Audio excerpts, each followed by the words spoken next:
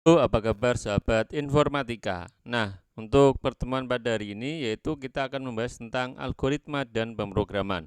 Yaitu untuk kontennya yaitu pengenalan algoritma dan pemrograman. Untuk capaian materinya sendiri, yang pertama diharapkan siswa mampu membaca dan menulis algoritma dengan notasi yang benar, dengan cermat dan tepat. Yang kedua, siswa mampu menjelaskan aplikasi dan bahasa di dalam pemrograman dengan cermat dan tepat.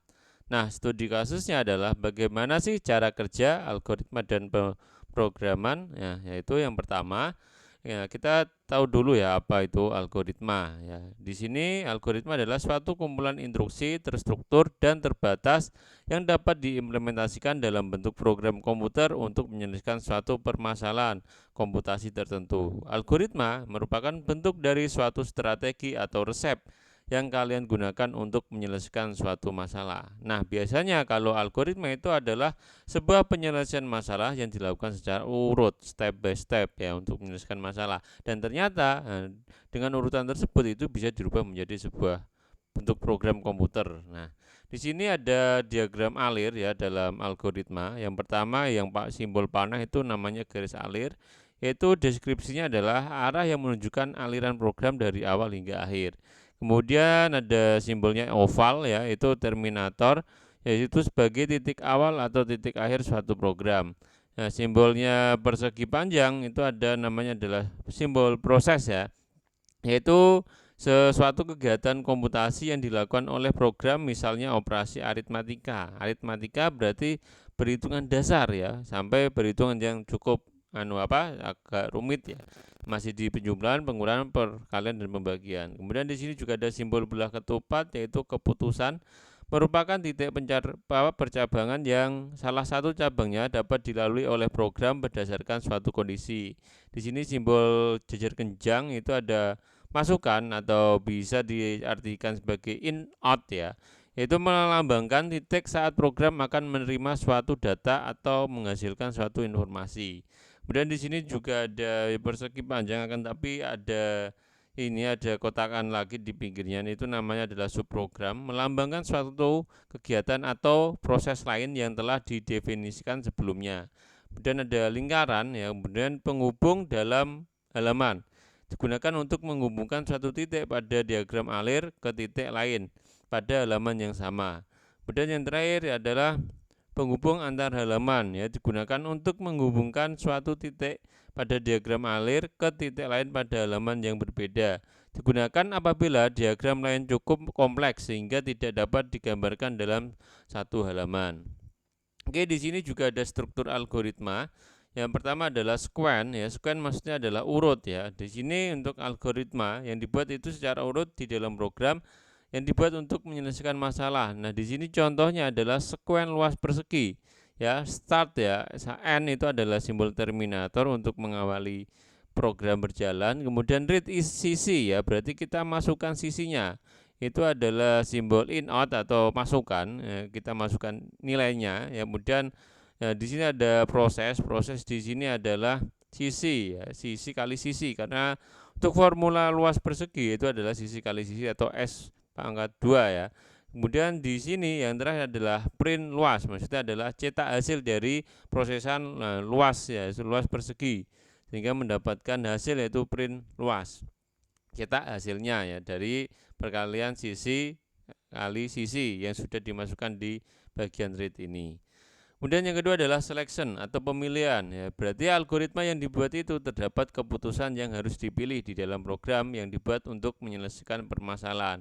Nah, contohnya di sini ada seleksi pembagian ya. Berarti ada di situ ada proses input read ya, bilangannya kita masukkan ya. Di situ ada keputusan apabila nilainya ternyata penyebutnya nol, berarti ya ini penyebut ada pesan untuk ya penyebut tidak boleh nol ya. Kemudian kalau ternyata penyebutnya itu lebih dari nol ya atau tidak nol, maka dia akan menghasilkan ya, pembagian, berarti data yang pertama ya pembilangnya yaitu dibagi dengan penyebutnya, sehingga diproses ya dari hasil variabel hasil sehingga bisa dicetak print hasil ya.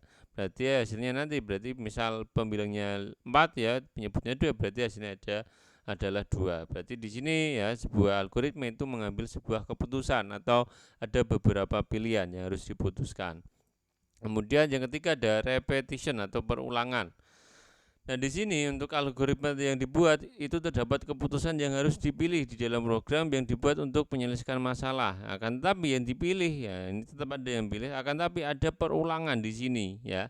Ada perulangan. Di sini digunakan untuk repetition bilangan bulat ya. Nah, berarti nanti yang data yang akan muncul misal di sini n ya. N itu adalah 6, berarti yang akan muncul adalah 6 5 4 3 2 1. Untuk data yang terakhir itu adalah 1. Dan apabila kok ternyata nilainya 0 ya, secara otomatis dia akan berakhir untuk sistemnya. Ya, akan tapi kalau di sini untuk nilai n-nya itu dia lebih dari 0, maka akan terbaca ke data, dia print data n, kemudian n ini akan dikurangi sampai dia ini untuk yang data terakhir itu hasilnya adalah 1. Sehingga nanti untuk tampilannya itu urut ya. Misal di sini n-nya kita buat 5, berarti untuk data yang muncul nanti adalah 5 4 3 2 1 ya. Itu digunakan untuk menggunakan struktur algoritma yang berulangan. Nah, kemudian itu yang selanjutnya adalah apa itu pseudokode, yaitu suatu bahasa buatan manusia yang sifatnya informal untuk mempresentasikan algoritma. Yaitu pseudokode dibuat untuk menutupi kekurangan diagram alir dalam mempresentasikan konsep-konsep pemrograman terstruktur. Nah, jadi kita bisa lebih mudah untuk mengimplementasikan algoritma yang dibuat menjadi sebuah program dengan panduan dari pseudokode. Nah, di sini ada contoh ya untuk pseudokode luas persegi ya. Di sini tadi ada input sisi, masukkan sisinya berapa.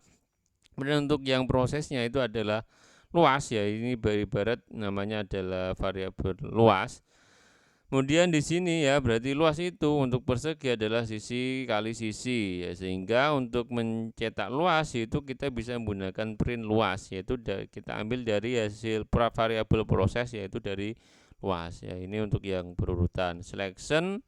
Oke, ini berarti di sini pakai if ya, jika menyebut sama dengan 0 berarti penyebut tidak boleh 0. Apabila nilainya lebih dari 0 berarti hasil pembilang dibagi penyebut print hasil ya, karena di sini disuruh mencetak variabel hasil. Kemudian untuk yang ketiga di sini untuk mendeteksi bilangan bulat tadi ya, urut ya sampai 1. Apabila ternyata nilainya kurang dari kurang atau 0 ya, atau kurang dari 0, maka dianggap ini nah, nanti tidak bisa mengurutkan sampai hingga 1 seperti itu. Nah, kemudian di sini kita lanjut, itu apa itu pemrograman? Ya, kalau di sini pemrograman itu adalah suatu proses menulis, menguji, memperbaiki atau debug ya, dan memelihara kode yang membangun sebuah program komputer. Yang intinya adalah kita ini membangun sebuah sistem, yaitu menggunakan beberapa script ya untuk bisa ini menyelesaikan permasalahan menggunakan yang namanya teknologi komputer. Kemudian di sini untuk aplikasi pemrograman itu ada Sublime Text 3, ada Visual Studio tampilannya seperti ini. Kemudian ada Visual Studio Basic ya, ini biasanya digunakan untuk membuat aplikasi desktop. Dan di sini juga ada Android Studio, ini biasanya digunakan untuk membuat aplikasi Android ya. Ya, berbasis Android lah intinya. Kemudian di sini juga ada Kodular. Nah, kalau Kodular ini biasanya kita juga bisa akses menggunakan HP, yaitu kita ketik di Chrome, itu adalah kita ketik ya Kodular ya. Ini untuk membuat sebuah ini aplikasi Android tapi berbasis ini online ya, atau menggunakan browser. Nah, kemudian yang terakhir ini adalah PyDroid 3 ya. Kalau di sini yaitu kita bisa menggunakan HP, akan tapi untuk bahasa yang digunakan adalah bahasa Python seperti itu. Nah, di sini ada beberapa bahasa pemrograman. Yang pertama ada PHP, yaitu Personal Home Pack ya. Untuk skrip-skripnya biasanya untuk PHP itu memerlukan bahasa desain ya, yaitu HTML ya, untuk bisa ini lebih menarik ya. Sedangkan PHP itu untuk ini proses-prosesnya atau isi ya, untuk alur program yang dibuat. Ya, ini contohnya ada program untuk codingan PHP.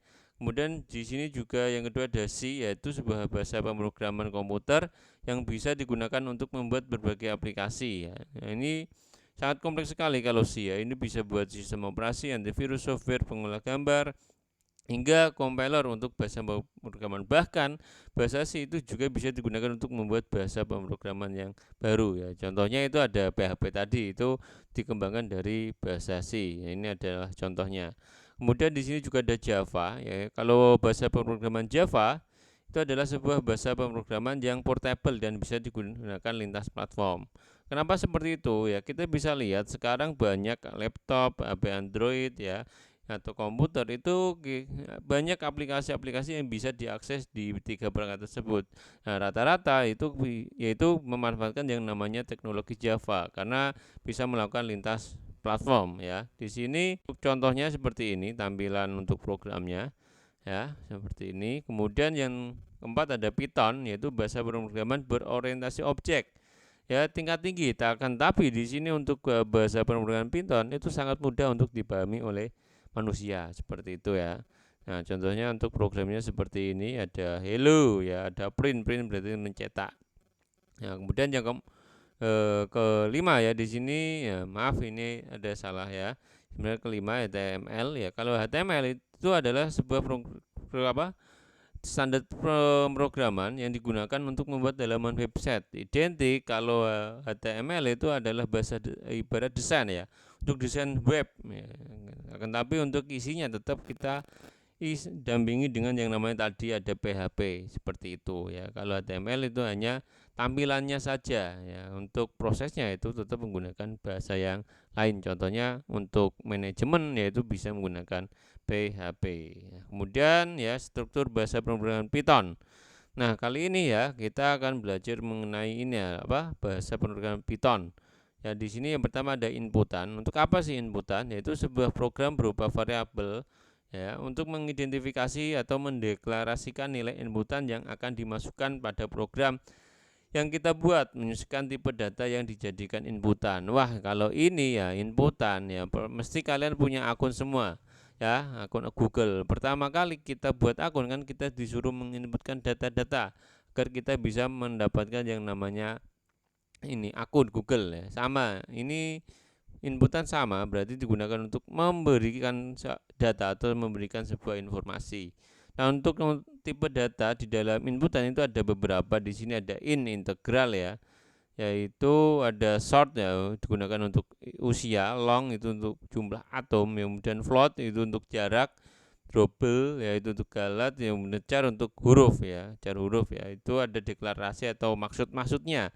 Short usia sama dengan 29 ya, kemudian in total itu untuk total harga seperti itu ya. Berarti kita nanti ketika kalian menggunakan Python ya loh, itu ada huruf A itu maksudnya adalah variabel yang kita gunakan untuk acuan inputan.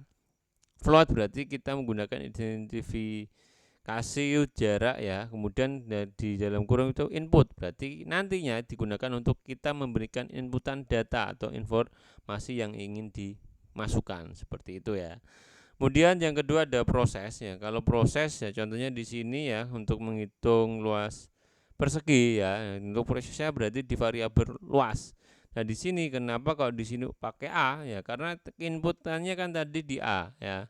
Berarti nanti kita untuk yang bagian codingan A itu nanti ketika kita jalankan itu disuruh memasukkan angka ya. Nanti angka akan diproses di variabel luas. Luas maksudnya persegi adalah ini sisi kali sisi ya. Kita bisa ketik ya luas sama dengan A bintang A, atau kita bisa ketik A bintang-bintang 2. Maksudnya apa? A pangkat 2 seperti itu diproses ya. Sehingga nanti untuk hasilnya itu berada di output.